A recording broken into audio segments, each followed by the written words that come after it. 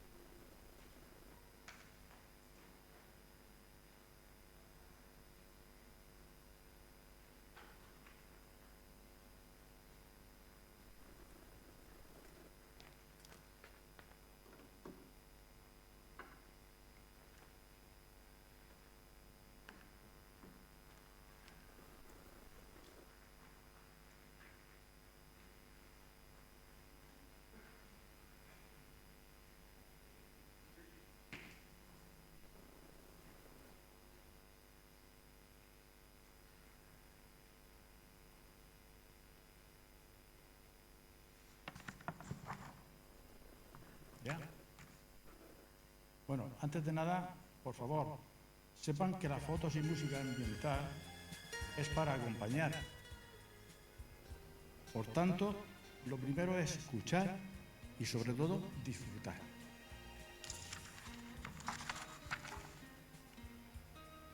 Molina de antaño. Usos y costumbres de Molina de Segura hace más de medio siglo. Buenas tardes a todos y a todas. En primer lugar, gracias por vuestra asistencia y también gracias a Pilar Valero por haberme invitado a este acto. Y en segundo lugar, decir que en los 40 minutos que me han adjudicado será difícil resumir más de 50 años de historia de cuanto tengo retenido en la memoria. Arrancamos. Sin ser cronista de la villa, ni tampoco narrador de mi barrio, voy a intentar hablar sobre la Molina de antaño, usos y costumbres de Molina de Segura hace más de medio siglo.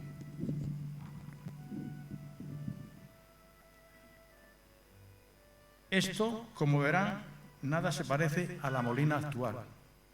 También es posible que se me olvide algo, pero sus prácticas aún permanecen en mi disco duro.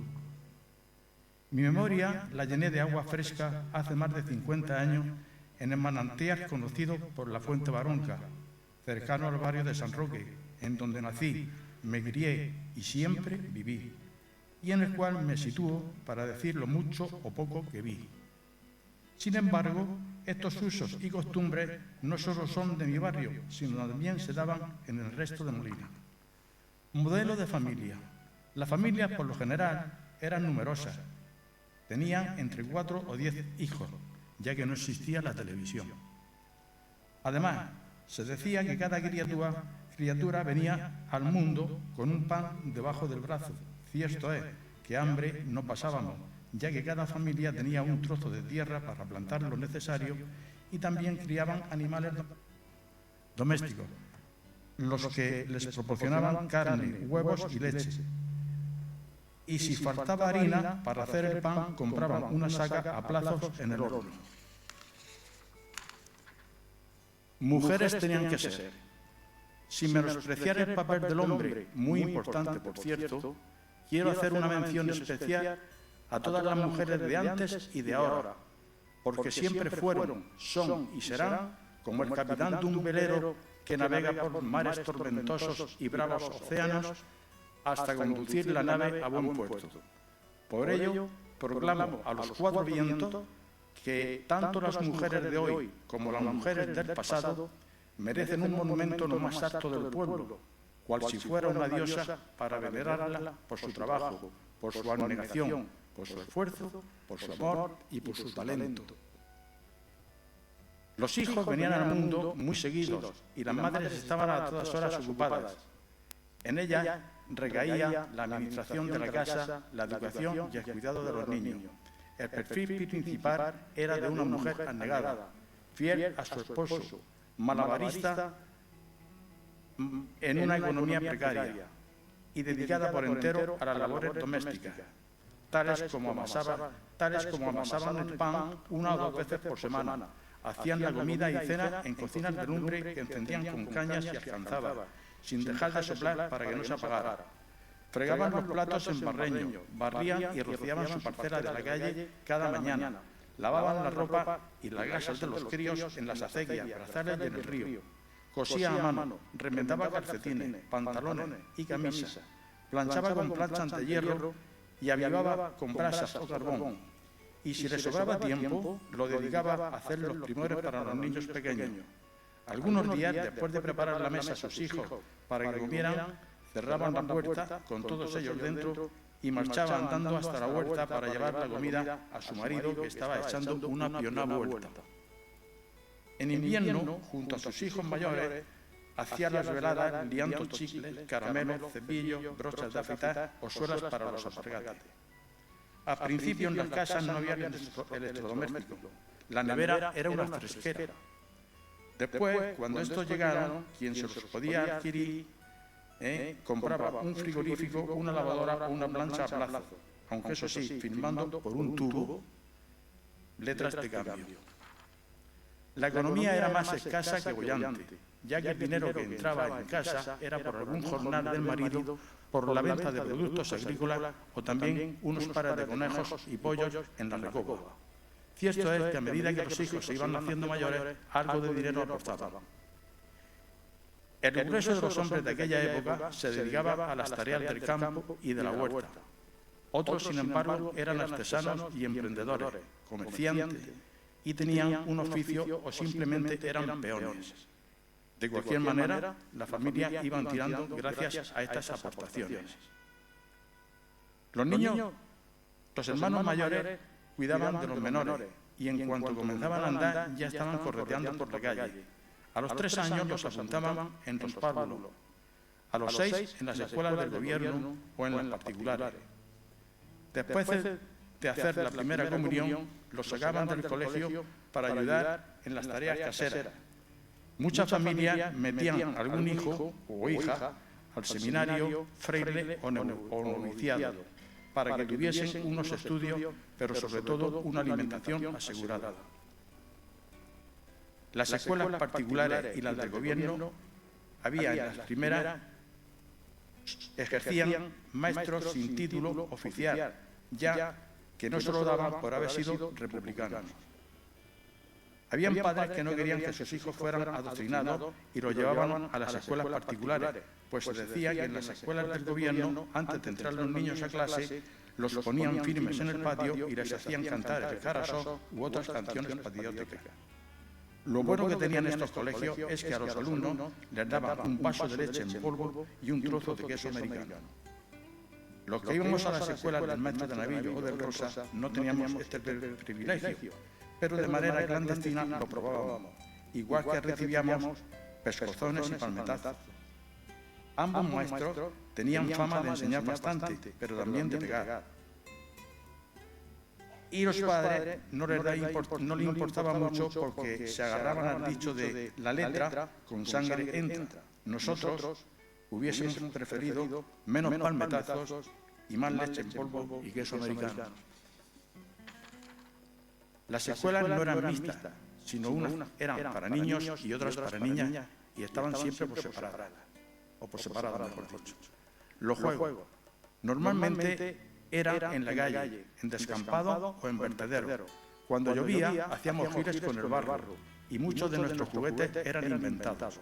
Por ejemplo, hacíamos un gancho de alambre para anular la llanta de una bicicleta, carricoches utilizando cajones de madera o también cochecitos de palera. Las niñas hacían vestiditos para sus muñecas, jugaban a la comba o a la rayuela.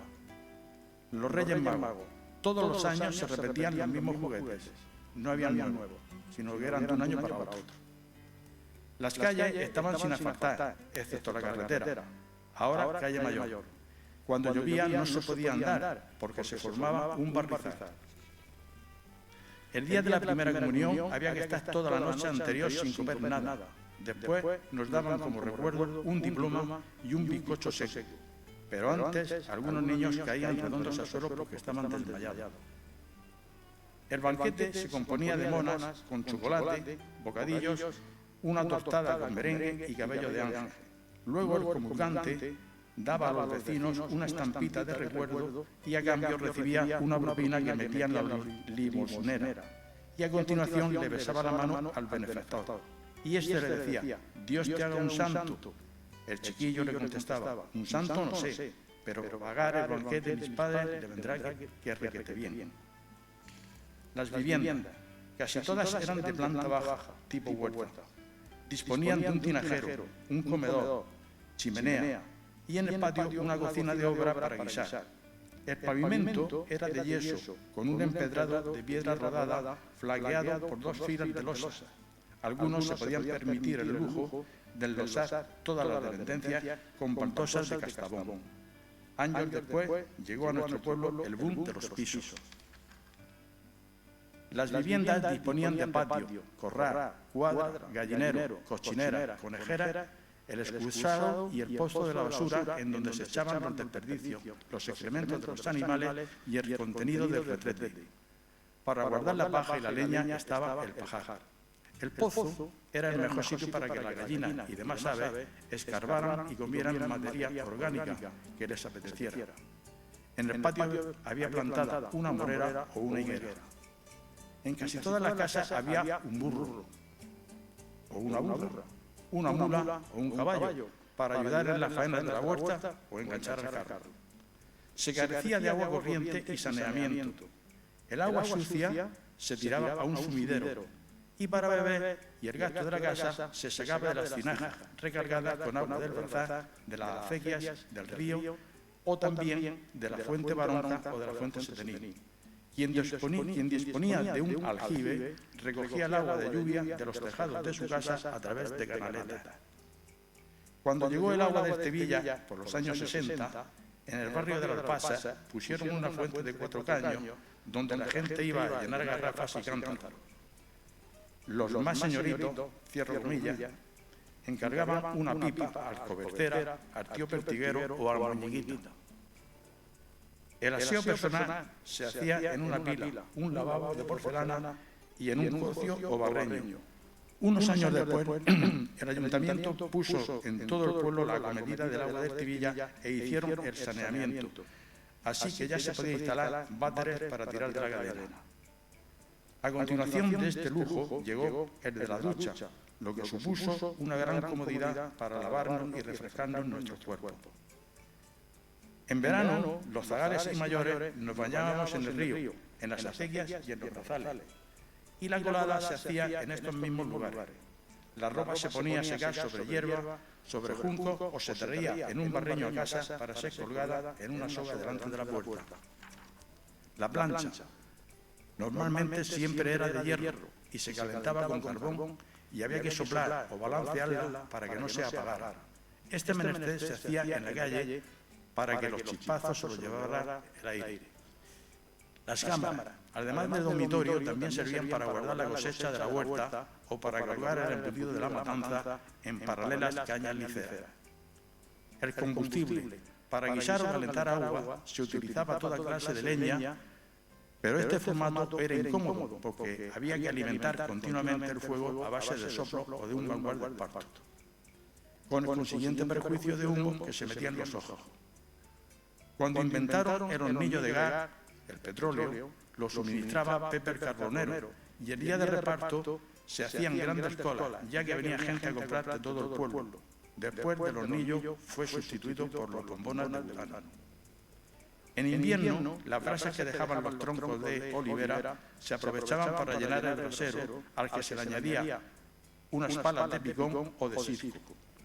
Las sábanas estaban muy frías y se templaban con bolsas o botellas de agua caliente, una plancha o un saquito de arroz tostado.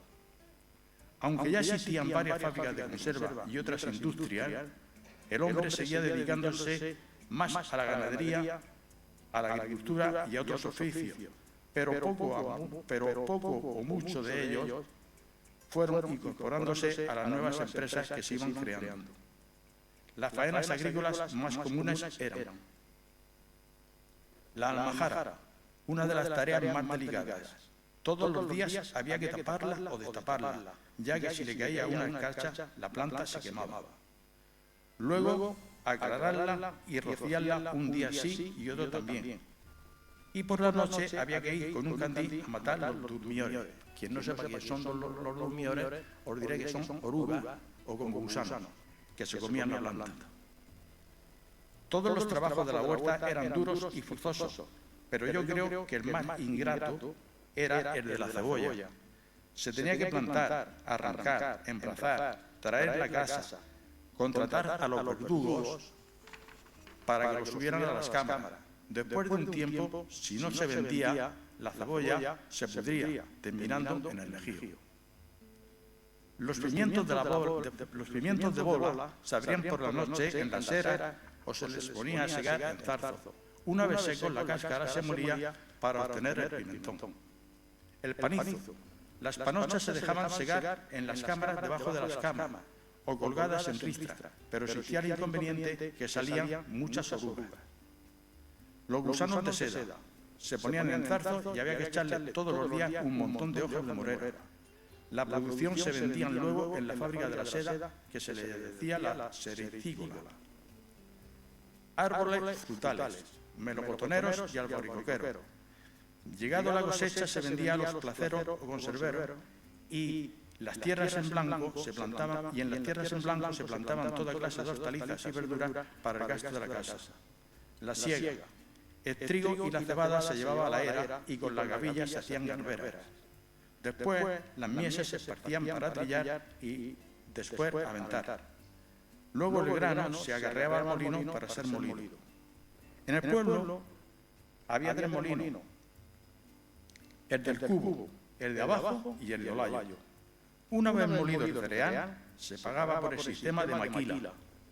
Este método consistía en que el molinero quitaba una porción de cereal de cada saco, pero si no estabas atento, hacía de la suya. Si esto pasaba, el cliente cambiaba de molino, pero como decía mi madre, de molinero cambiarás, pero de ladrón no escaparás. Este refrán podríamos aplicarlo ahora a los banqueros y decir, de banquero cambiarás, pero de ladrón y usurero no cambiarás. Cuando los agricultores llevaban la cosecha de fruta a la fábrica de conserva, el encargado de la báscula solía favorecer siempre al jefe y si protestaba decía, hombre, no seas tan remilgado, sabes que si la balanza se balancea un poco a nuestro favor es cosa normal, ya que de esta forma la empresa tiene la posibilidad de contratar más trabajadores. Sí, si esto lo decía mi padre, él no se podía callar y decía, sí, más trabajadores, pero a costa de los agricultores. Aquellos fabricantes eran insaciables, no tenían con esto bastante, sino que también aplicaban la dichosa chorrá, al salir y al entrar. La fruta se vendía a primeros del mes de julio y después de muchos viajes y promesas la pagaban por Navidad o por San Antón. A mi madre esto le sacaba de quicio y le decía a mi padre, qué poca formalidad tienen estos empresarios. Valen más los alpargatas que gastas echando viajes para cobrar que la fruta que te van a pagar. Los hombres que trabajaban en la huerta se reunían a primera hora de la mañana frente al Sindicato Católico Agrícola para ver si alguien los contrataba para trabajar en su hangar o bien echar una pionada vuelta. Industrias y grandes construcciones. Molina, de ser un pueblo agrícola, pasó a ser industrial y urbanístico. Se crearon muchas fábricas de conservas vegetales y otras auxiliares, pero poco a poco fueron desapareciendo, quedando solo unas cuantas. A esta decadencia le sustituyó los talleres de peletería y creo recordar que la primera fue Confecciones Casplas. A pesar de las ocupaciones cubiertas por gente del pueblo, aún faltaba mano de obra y se recurrió a la inmigración, llegando las llamadas forasteras o forasteros. Quiero hacer constar que en mi barrio, por aquella época de esplendor, había un tejido industrial de servicio, comercial, artesanal, que hacía un total de 230 actividades distintas. El barrio de San Roque fue, por aquellos tiempos, pionero y el motor económico de Molina. A este boom fabril le siguió la construcción y los alcaldes de entonces competían a ver cuál de ellos hacía el bloque de pisos más alto. Ahí tenemos todas estas viviendas que parecen torres de la Torre Eiffel, algunas de ellas. Los apodos. En mi libro merece la pena recordar, tengo registrado 377 apodos y motes debidamente clasificados. Estos solo son de mi barrio, sin contar los del resto del pueblo. Gastronomía. Días antes de Navidad se hacía la matanza del cerdo. También se mataba un borrego o un pavo. Era costumbre que el primer día de Pascua se hiciera cocido de pelotas, aunque el resto del año ya no se probaba. También por esta fecha se hacían los dulces de Pascua. El pan se amasaba en casa, duraba 7 días y no como los actuales, ya que pasado el mediodía es imposible de comer y parece un chicle. Ahora todos los horneros te ofrecen y te dicen que llevan masa madre. Y yo me pregunto, ¿quién será la madre del pan moderno? Quisiera que me lo presentaran para decirle unas cuantas cosas. Las socorridas ensaladas de tomate, con filetes de rey de oros y olivas de buguillo. Luego en casa se le añadían una cebolla para aumentar el sopeteo de toda la familia. La fuente donde sopaban estaba dañada y parecía un mapa de carreteras. Cuando las mujeres iban al comercio, le decían al tendero, no sea roñoso, hombre, échale un poquito más de caldo. Y este le contestaba, claro, un poco tú y otro poco la otra, al final el tomate se me queda seco. Algunas de ellas, con un gracejo irónico, le contestaba, ya quisieras tú tener a tu edad el tomate fresco. En la cena, algún hijo se quejaba de la escasa que era la comida, y la madre le respondía, hijo, has de saber que de grandes cenas sepultura llena. Y el protestón de turno replicaba, madre, más llenas están de los que no cenan. No hacenme reír. Las gazalmigas se hacían con harina de trigo o de panizo, y unas veces se le añadían tropezones de embutido y otras de sardinas o boquerones. Esta comida se hacía normalmente los días de lluvia, igual que se hacía la semana. Los bollos de panizo nos los comíamos con sardina salada o sal y aceite, mientras que los masticaba no podías hablar, porque se atragantaba y más si decías la palabra Pamplona. El desayuno se componía de torta frita, pan con pringue, con manteca o aceite, siempre acompañado por un espolvoreo de azúcar. Los vendedores ambulantes y oficios callejeros. Estaban los hileros, que hacían trueques de ropa y alpargates viejos por platos, vasos o jarras para la casa. También vendían figuritas de barro para jugar los niños. Luego estaban los lañadores, el sumilero, los hierberos, el afilador, el barquillero, el polero, el chambilero, el tío miuntero, el sacamuela, el charlatán, ramonés, el romancero, el capador de cerdo, el esquilador, el tratante de ganado, el vendedor de piedras de mechero, las practicantes clandestinas, los limpiabotas y verduneros. Todos iban o venían por el pueblo y por la calle haciendo su cometido.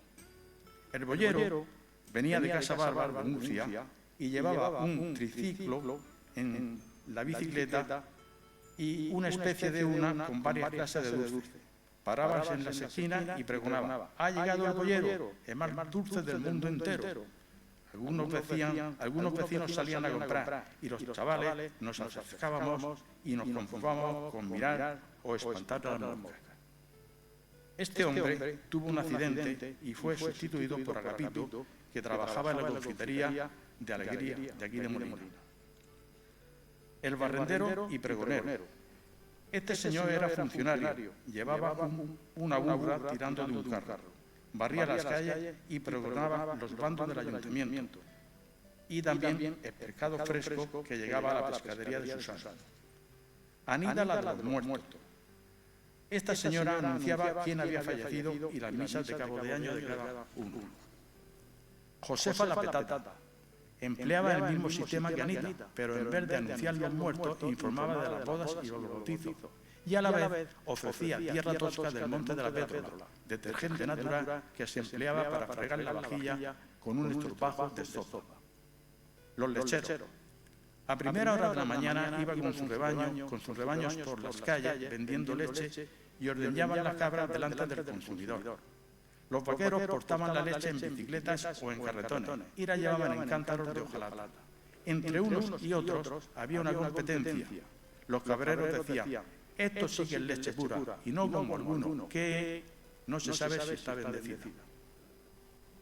Comunicaciones y edificios públicos. El teléfono. En mi barrio, el primero en ponerlo fue Santa Cruz, el de la Yesera. Había gente que llamaba a un familiar o a un pariente cercano y entonces su mujer, la morrilla, salía a avisar al receptor y estos viajes se repetían en muchas ocasiones y a diario. Las telefonistas. Cuando alguien llamaba, nunca decía el número de la persona que deseaba contactar, sino más bien el apodo. Las operarias ya sabían a quién se refería. Estas empleadas se enteraban de todo. Las llamadas del pueblo no había que esperar, te la daban enseguida, pero si era en otro lugar, se consideraba conferencia. A las 2 o 3 horas de solicitar una conferencia, te llamaba la empleada y te comunicaba su conferencia al habla. El telégrafo. Los mensajes llegaban a través del código Morse, cortaban las tiras y los pegaban en un papel que lo cerraban como si fuese un sobre. Entonces, el auxiliar de turno cogía la bicicleta y lo llevaba a su destinatario volando como un cometa. Correos. Los carteros salían a repartir la correspondencia llevando pesadas carteras de cuero colgadas al hombro. Las cartas y los paquetes los llevaba Juan el Murciano a la estación de Alguaza con su furgoneta que era o que tenía una carrocería de madera. El matadero municipal. Allí mataban los borregos y los distribuía por las carnicerías del pueblo Pepe de la Gavina en su furgón, conocido por el coche de la carne. Muchas madres mandaban a sus hijos al matadero a traer mondongos o sangre, porque normalmente esto lo daban gratis. Las barcas para pasar al otro lado eran las del tío Manuel y las del tío Leandro. Había dos. Las posadas. En estos establecimientos se hospedaban carreteros con sus mulas, viajantes de comercio o dirigentes furcias. La arsina. Cuando el autobús se llenaba, entonces la gente tenía que subirse a la vaca y buscar un asiento como pudiera para sentarse. El tren a Murcia a Caravaca. Este medio de transporte era muy utilizado, sobre todo por las parejas de novio, cuando éstas se largaban a los baños de mula. Después de pasárselo pipa, volvían al pueblo. Y entonces los familiares no tenían más remedio que arreglar los papeles para que se casaran por la iglesia y no estuvieran en pecado mortal. Pero el sacramento, el cura lo oficiaba dentro de la sacristía. Y la novia y el novio, cualquier traje tenía que ponerse que no fuera ni blanco ni de negro. Una cosa igual que ahora. La radio. En muchas casas había un aparato de radio marca Invicta, Philips o Telefunken, compradas a plazos en casa de Arnaldo y filmando letras de cambio. El aparato servía para oír por las mañanas el Santo Rosario cuando las mujeres salían a barrer y rociar la puerta. A mediodía daban las noticias y los discos dedicados. Y por las tardes noches, las novelas de Ama Rosa, Martín de Perico y Periquín, Los Formidables y otras series más conocidas. Por Navidad, la radio hacía campañas recolectando fondos para ayudar a los enfermos de tuberculosis ingresados en los sanatorios de Cantera y Sierra Puña. Y las necrológicas las daban también, pero si las pagaban. En Molina instalaron una emisora de radio conocida por Radio Interparroquial. Los locutores eran, que yo recuerde, José Antonio Salazar, Valentín Contreras y Rita Arnaldo. La televisión. La primera televisión que vino a mi barrio fue puesta por Antonio de los Cobarros. Los chavales íbamos a verla, pero no se veía nada, solo raya y raya y raya. Nos aburríamos y nos salíamos de allí. Cines y teatros.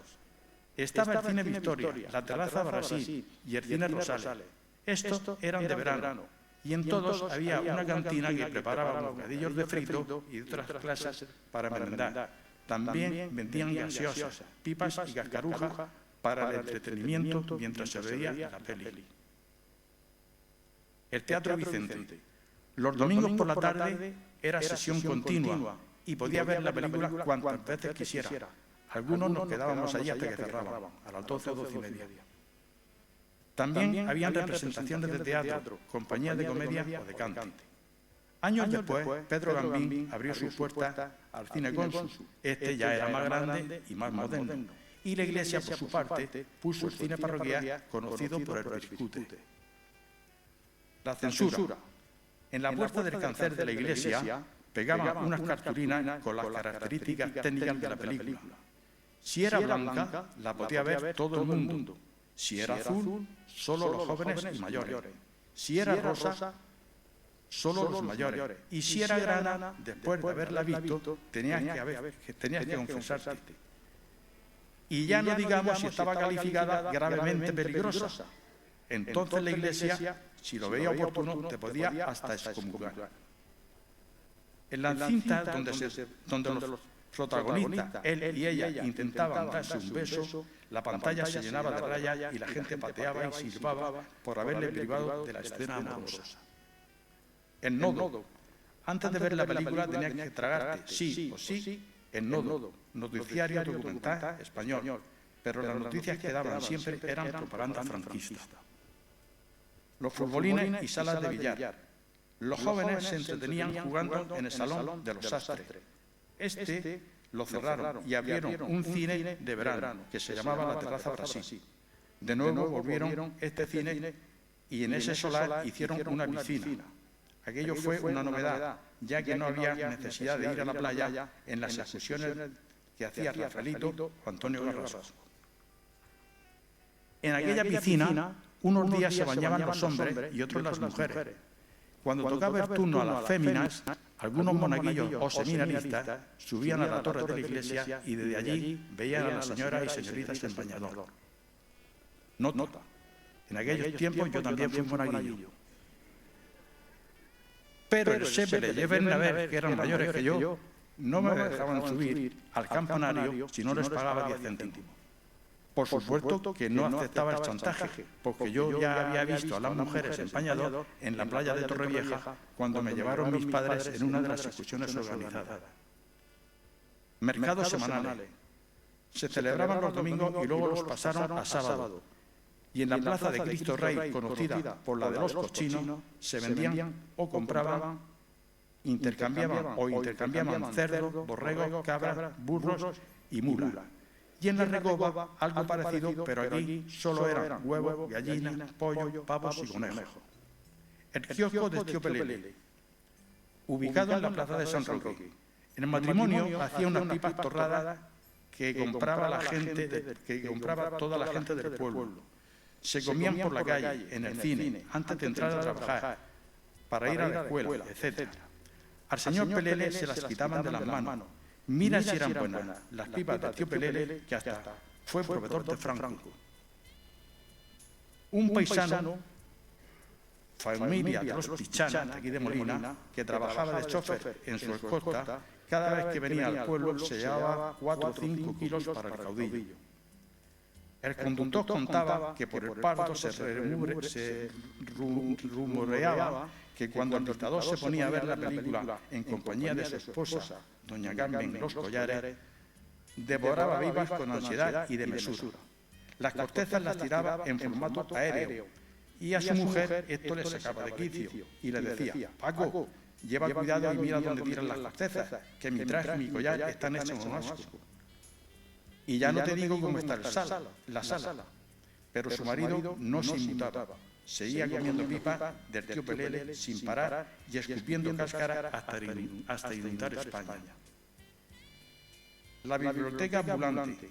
Coincidiendo con el mercado semanal, venía a Molina un señor de Archena conocido como Mariano, el librero. Instalaba un tenderete con libros y tebeos para leer allí mismo o llevárselos a casa mediante un pago. El kiosco de los hermanos Barba, alias El Meollo. Vendía chucherías para niños y tabaco para los mayores. Aquí también se podían alquilar o comprar tebeos. Y los tebeos más comunes eran los de aventura: el Capitán Trueno, Roberto Alcázar y Pedrín, el Guerrero de Antifaz, las aventuras de Tintín, etc. Y los de risa eran el tebeo, Mortadelo y Filemón, Jaimito y Burgacito. Las niñas leían lo suyo de Hadas, Mariló y Sisí.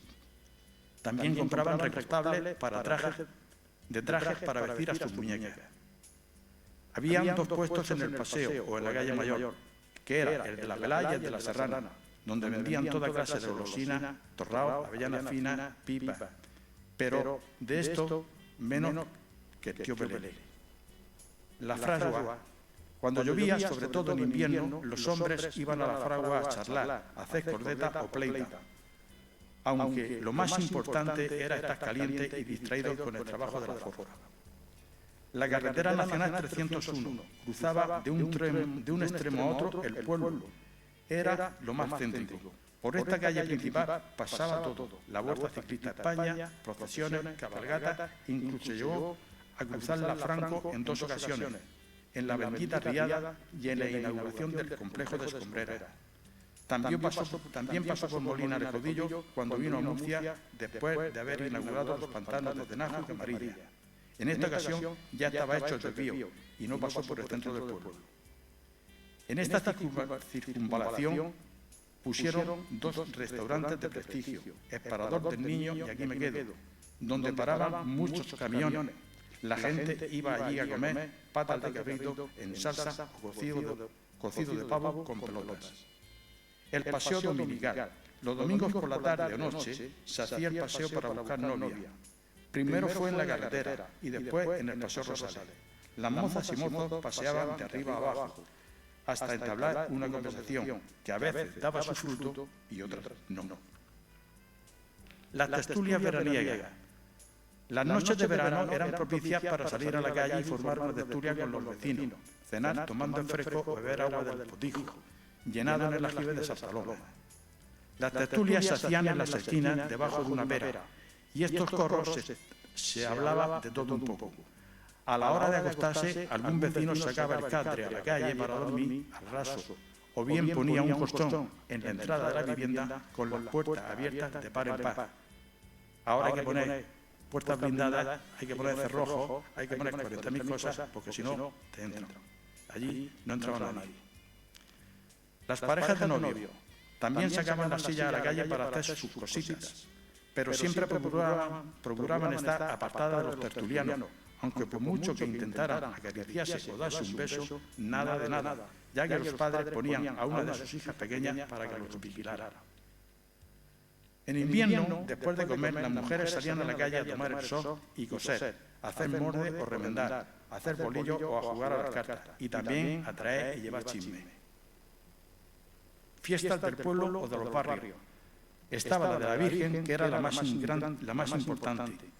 Venían Rula, el tío de la Chirimaida, Pasacalle, la banda de música, acompañada de gigantes y cabezudos. El domingo por la noche sacaban en procesión a la patrona, pero esta no arrancaba mientras no venía don Agustín Vigile Quintanilla, personaje importante por ser el administrador de los condes de Heredia y Espínola, dueño de las casas, fincas y muchas más propiedades en toda Molina. El lunes por la mañana, la banda de música de Infantería de Marina daba un concierto en la plaza del Casino, o, si hacía mal tiempo, en el Teatro Vicente o en el Cine Cónsul. También programaban juegos florales, carreras ciclistas, alguna corrida de toros y otras cosas más. Y luego por la tarde era la romería y el castillo de fuegos artificiales.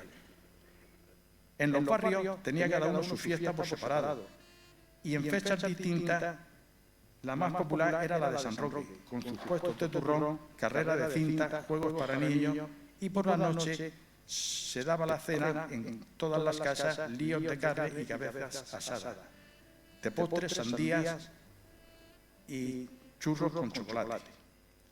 Después de esta, la fiesta de San Roque, llegaba la fiesta del castillo, donde le ponían una cucaña con un pollo o un pernil encima al final del tronco, vamos, de la cucaña. Todo el mundo intentaba subir, pero todo el mundo también se resbalaba y no podía. Había uno que se llamaba, o que le decían Polonio, que estaba experto en subir y siempre se llevaba los premios. Luego venía la fiesta del Corazón de Jesús, la de San Antonio, la de San Miguel, la del barrio de Fátima, en las Casas Baratas, o la de Santiago, en la Punta del Lugar. En mi barrio se formaba una comisión para pedir casa por casa en los corros veraniegos con el fin de recaudar fondos para los gastos de la fiesta. Algunos espabilados se levantaban de las tertulias antes de que llegara la comisión, con la excusa de que tenían que levantarse temprano. Festejos populares. Estaba el día de San Antón, patrón del pueblo. Se iba al campo a hacer un arroz y conejo, gazpacho, bailar el carracachá y otras cosas. El sitio más típico para ir era en la Salina. Allí se mojaba la naranja en las vasas de agua salada. El domingo de Resurrección, al terminar la misa nocturna de 12, los mozos salían por la calle tirando carretillas y petardos para celebrar la resurrección del Señor. Por la mañana del domingo, en algunas calles del pueblo, los vecinos colgaban los judas, que eran monigotes de trapo, a los que los zagales nos entreteníamos tirándoles piedras. La mona. Se hacía en la huerta, cerca de un bancal de habas, y la gente llevaba varias clases de comida para merendar, sobre todo moscón, tocino, bacalao, atún y todas esas cosas. Después se comía la mona con chocolate, y las que llevaban un huevo cocido era costumbre romperlo en la frente del que tuvieras a tu lado, cuando no se diera cuenta. La noche de San Juan se encendían grandes hogueras por todas las calles y los zagales nos acercábamos para saltarlas. Cuanto más grande la hoguera, era más forzoso saltarlas. Los carnavales, las máscaras estaban prohibidas, pero daba igual. Algunos hombres se vestían de mujeres y estas de hombres. Iban con la cara tapada y si querían vengarse de alguien, le daban una paliza y no se enteraban. Las chotas y otras cantaban chirigotas. Y los zagales era una de las costumbres de los zagales, era ir detrás de ellas tirándole cebollas podridas. Remedios caseros. Si se ponía enfermo por una indigestión, se le daba una purga de aceite de ricino, agua garabaña o paliano, o bien se le ponía una lavativa. Y si era resfriado, se le aplicaban cataplasmas de cebolla cocida, tomillo y romero. A los niños que no tenían ganas de comer, le daban un reconstituyente de hígado de bacalao, quina San Clemente, un huevo de coñac o bebido a través de un par de pequeños agujeros hechos en los extremos. Molina católica. Se le conocía por el pequeño Vaticano. Estaba la acción católica, la Hermandad del Santísimo, la adoración nocturna y una procesión cada año a los Jerónimos. Luego venía la Semana Santa. A principios de los 60, la Semana Santa fue suspendida por un cura párroco que hubo en Molina. Yo, que estaba allí, presencié la escena en la misma puesta de la iglesia y escuché las palabras del sacerdote diciendo que aquello se acababa. La verdad es que era un cachondeo. Todos los pasos llegaban tarde y mal. Por ejemplo, el de San Juan, en el que yo salía tocando el tambor, los costaleros que portaban el trono iban medio borrachos y detrás iba una charanga tocando un paquito chocolatero. El viático, por eso se quitó la Semana Santa. El viático, también llamado el Señor, se llevaba en procesión sobre todo por la noche, con cirios encendidos y bajo palio para dar la extramunción a los moribundos, ya que estos se encontraban como los danones, a punto de caducar. Algunos preguntaban, ¿se sabe si el señor cura ha podido salvar su alma? Y el otro contestaba, no sé si habrá salvado su alma, pero ha rociado con agua bendita las cuatro patas de su cama. Juan Paulina salía los domingos por la tarde tocando una campanilla y llevaba una pequeña cajita de madera con una abertura para que la gente echara dinero. No paraba de vocear, para las ánimas benditas, para las ánimas benditas. Yo le preguntaba a mi madre, ¿quién eran las ánimas benditas? Y de qué manera le llegaba el dinero recaudado. Ella, con su popular sabiduría, me decía, las ánimas benditas son los difuntos que están en el purgatorio, y el dinero que recauda Juan Paulina es para darle a San Pedro una propina. Las capillitas portátiles eran una hornacina pequeña que se llevaban a casa, de casa en casa, mejor dicho, con la Virgen de Fátima u otros santos a los que se les tenía vocación. Aquí también había aportación dineraria. Pero luego, a la hora de recolectar lo que había dentro, nadie sabía si habían echado o se lo habían quitado. Las misas de gozo se daban por Navidad, se ponían belenes, se pedía el aguinaldo y por las casas que iban te convidaban mientras la rondalla cantaba villancico. En las misas o actos religiosos se vendían sillas porque no habían banco. Las que eran de madera se vendían a 10 céntimos y las que eran de anea a 15. Los rosarios. Cuando fallecía alguien, durante 9 noches se rezaba un rosario por el alma del difunto. A veces eran en 3 noches, para abreviar. O bien, yo presencié, o no presencié porque me quedé durmiendo, que los 9 rosarios se rezaron en una noche de un tirón. Esto fue porque el misionero, que era hijo del difunto, vino expresamente de Bolivia y, como tenía el billete de avión cerrado y tenía que irse a los 2 días, rezando los 9 rosarios seguidos, algo insólito. porque el propagador de la fe tenía billete de avión, como ya he dicho, cerrado, y debía volver enseguida a su destino. Ya, al empezar el cuarto misterio, la gente ya estaba roncando. A pesar de ello, la guerrera, que era la que llevaba la guía, seguía sin parar y se encanaba a rezar Padre Nuestro de manera compulsiva. Se le iba la olla y decía: un Padre Nuestro por las intenciones de Romano Pontífice, otro por San Roque, abogado de la peste, por San Pancracio, abogado del trabajo, por San Pascual Pailón, por Santa Rita, abogada de lo imposible, por San Colme y San Damián, patronos de la bola de Don Patricio, por Santa Cruz, el de la Yesera, este no había muerto todavía.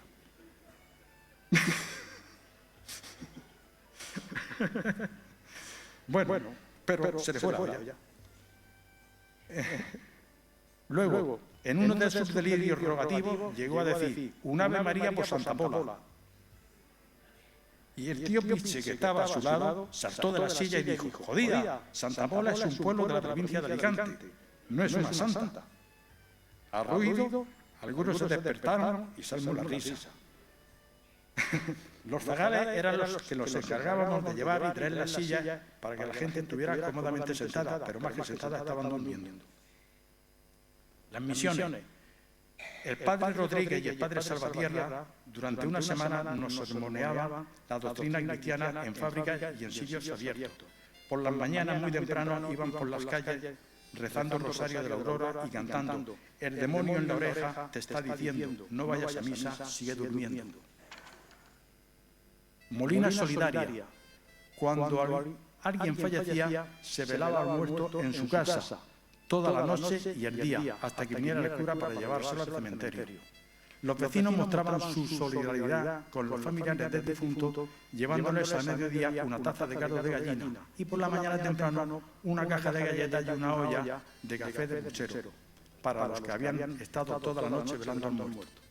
Pero algunos listillos, sabiendo la hora de reparto, aparecían por la casa del finado para aprovecharse de lo gratis y encima los muy garas decían: ¿se puede repetir? Los entierros. El cura iba a la casa del difunto, rezaba un reposo y el féretro era llevado a hombros hasta la iglesia.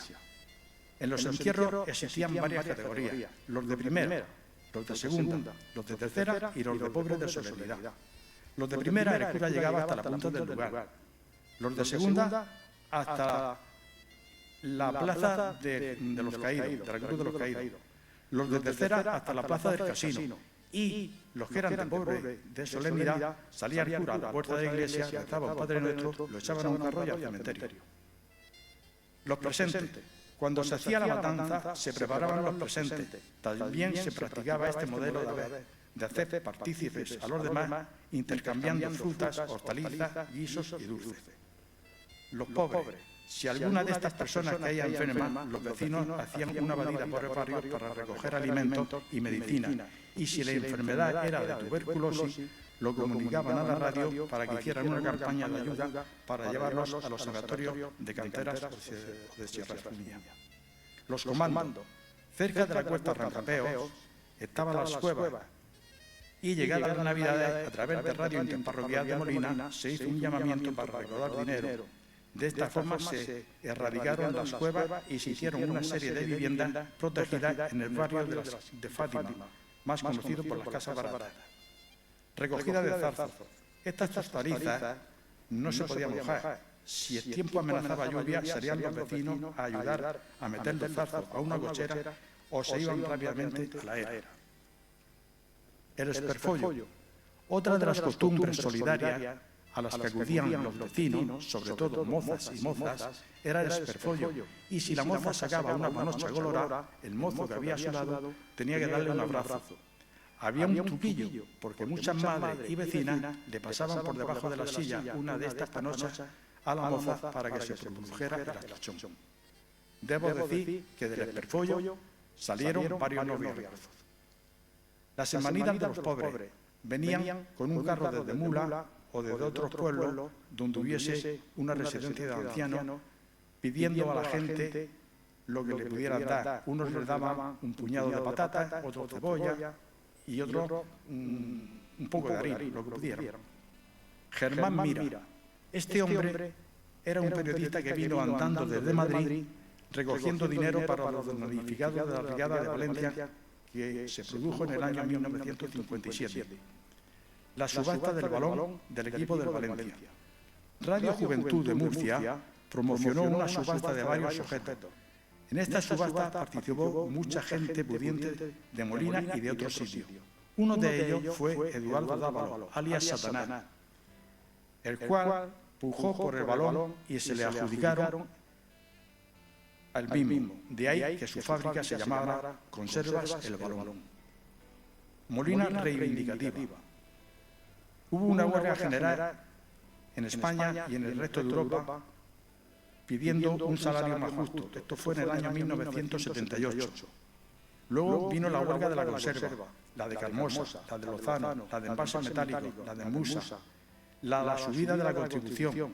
Aquí, en esta de la subida de la Constitución, yo que estaba allí metido en todo el meollo, me tuve que ir corriendo porque empezaron a salir ladrillos de una obra que había al lado, tirándolos al ayuntamiento, y los concejales y el alcalde se tuvieron que meter para adentro, porque si no los ladrillos se los llevaban para adelante. Los movimientos obreros católicos, estaba la JOZ y la OA. Luego vinieron las protestas y encierros de los agricultores de la Casa del Rey, Cañada Morcillo y Cañada de la Sera. Luego vino después la transición democrática, las primeras elecciones, Blas Piñá y el espectáculo de Cantero. Ya termino, pero me dejo en el tintero decenas de anécdotas, una serie de personajes populares, los apodos y muebles más llamativos, la clase de artesanos, cómo se trabajaba en la fábrica de conserva, motivo de la huelga, incidentes de la transición democrática, en fin, muchas más cosas que dan para otras intervenciones. Y otra cosa más, perdonad que si en los relatos escritos he abusado de cacofonía en algún párrafo, os aseguro que este no es mi estilo, aunque en esta ocasión la he empleado para crear algo distinto y peculiar en la narración. Y ya que estoy metido en este berenjenal de los usos y costumbres, quiero haceros partícipes también de los olores perdidos de aquella época, olores difíciles de olvidar y mal de encontrar.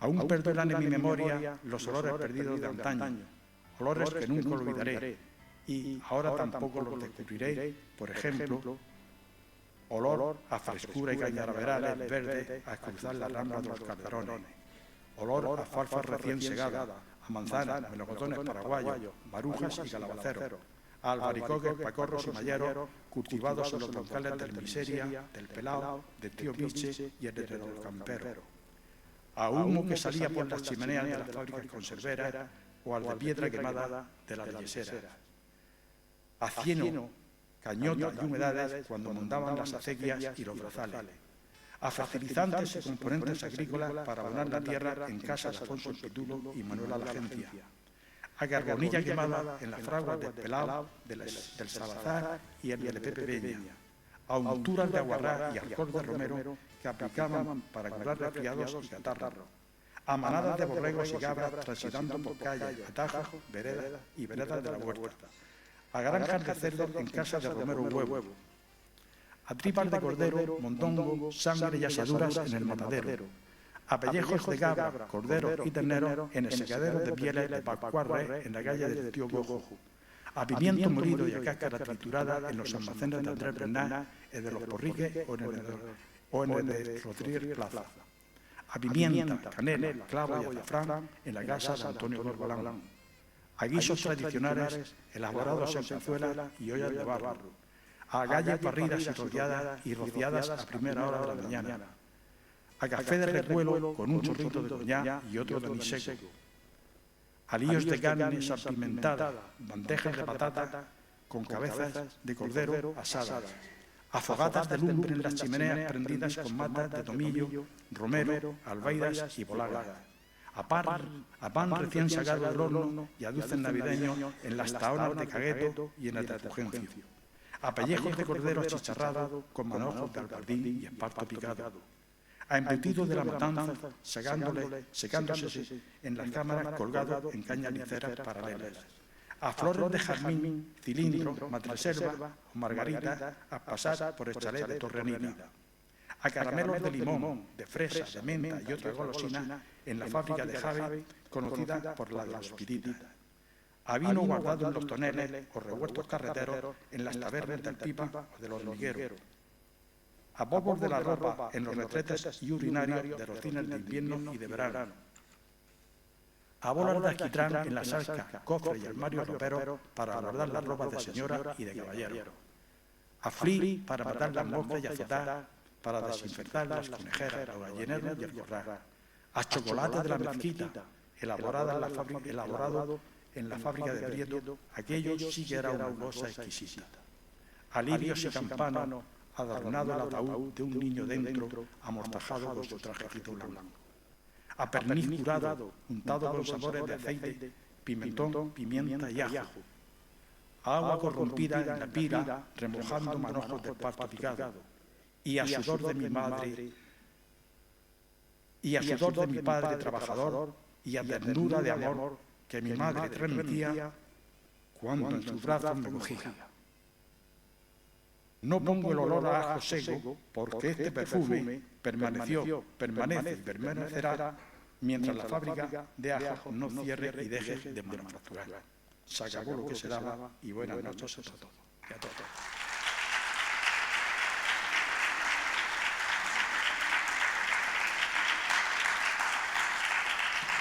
Esto es lo que hay.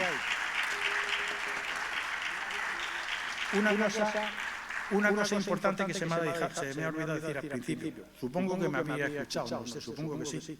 Pero quería deciros, no estoy pendiente de las fotos, que son mías, por supuesto, y la música ambiental, que se ha puesto también, porque lo que yo quería era que me escucharais y disfrutarais. Y ya he dicho más, no he dicho más.